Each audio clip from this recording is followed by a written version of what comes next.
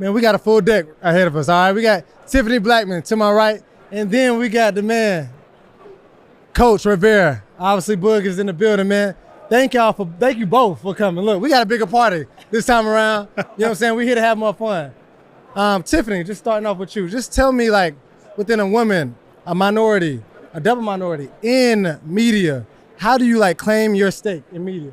Just being yourself. Yeah. And I feel like that's what I leaned into this whole ride. I've been doing this for, 17 years, getting to cover both of their Super Bowl. Yeah, for sure. NFL Network. I'm at CBS right now doing sidelines for NFL, college football, and everything. And I think what's worked is just owning who you are and staying true to yourself. For sure. That's working. Yeah, for sure. So many memories, so many thoughts, it's like, where do I start? But let's talk about where you are right now, Coach.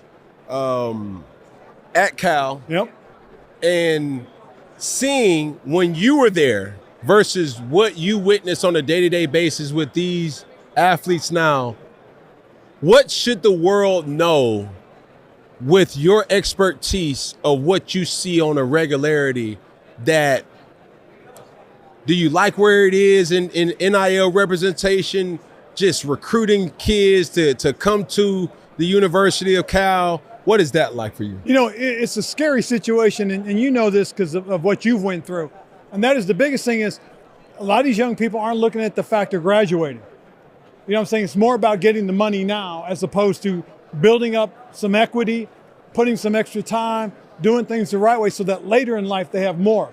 You know, and it's funny because I always talk about what you accomplished. That was you went back and you graduated from Auburn. I talk about what Luke did, went back and graduated from Boston.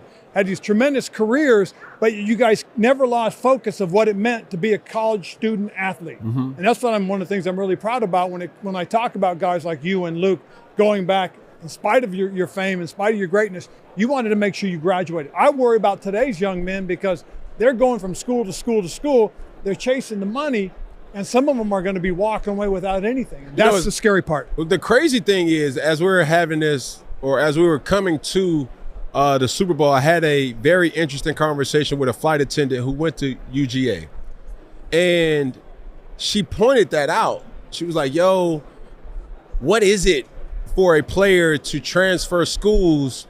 And I gave the comparison. Well, coaches have been doing this for decades. Right.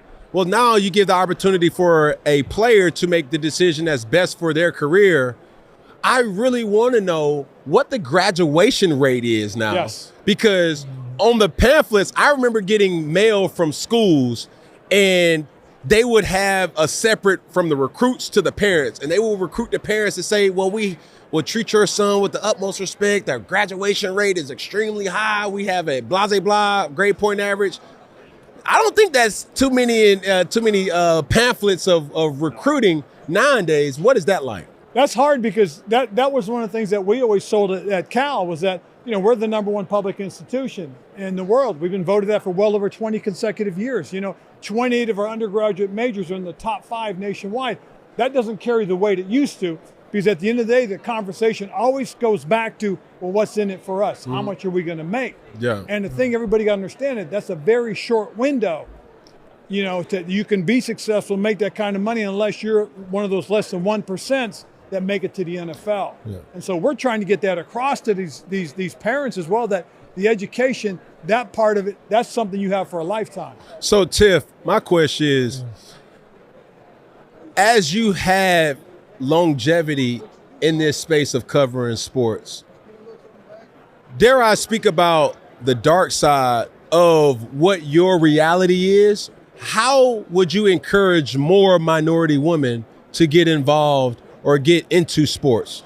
I think what's happening now is there's this whole sisterhood. I was just at the Sports Power Brunch, and Yep. there's so many of us, people that look like me, in that room, and you were able to connect with some of the younger folks that are coming up. I take a look at people's reels when they send it to me and want to get some advice and critiques on how they can improve and get there. The biggest thing I tell them too is that it just takes one person to say yes, one person to like you and to give you that opportunity. But the other thing, like I was just telling him, was that you've got to just be yourself. And that's, you know, if that's owning your blackness, right? Yep. Owning who you are, you don't have to shy away from that. Heck, I started wearing my hair natural because I got tired of straightening it. I wanted to be me. And so that's the message that I try to pass along. My last question for you, Tiffany, is what would you say has changed the most since you came into covering sports to where you see it now? Look at where you're at. Yeah. Like guys weren't really doing what you were doing, 10 years ago, like when I started in this whole NFL journey. So it's been really cool to see you guys be able to deliver your own message. Yeah, we still want to ask you questions and get information and get those interviews, but it's also great to see you guys owning who you are. Right. Before you guys leave, obviously tell us what you got going on and how we can be of support. Well, the biggest thing is we're working a podcast together. Okay. You know, back in 2015. No Headsets is the name of the podcast. No headsets. You know, taking off the headsets, put it down. Now I get a chance to speak freely.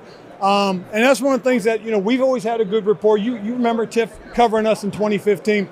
And from that relationship, you know, this friendship, this mentorship, this ability to communicate always stayed live. So we got in a conversation last year about, you know, what potential could be. And I just said, hey, you know, we really do need to do a podcast, because her perspective, growing up in football, being around football, now covering football, and my perspective, it, you know, being pretty much my life, we can talk about that. So it's been pretty cool. It's been fun so far. Well, Tiff, Riverboat. Yeah. May the force be with you. Stay away from vultures like Peggy. Especially him. I know he was tough. It'll be successful.